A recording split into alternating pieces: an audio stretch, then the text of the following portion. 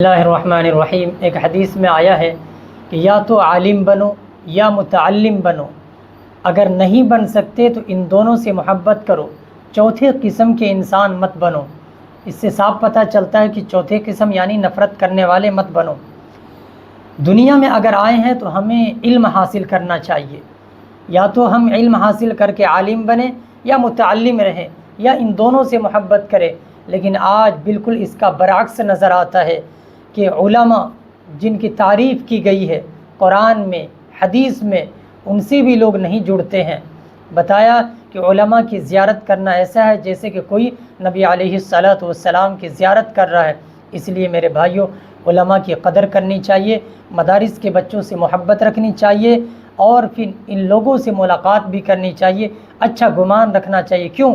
اس لیے کہ اس عظیم کائنات کے اندر سب سے عظیم کتاب جو ہے وہ قرآن کریم ہے، اور اس کو یہ اپنے سینے میں بسا لیتے ہیں اور حدیث پاک پڑھتے ہیں اور اس پر عمل کرتے ہیں اور دنیا کے سامنے پیش کرتے ہیں۔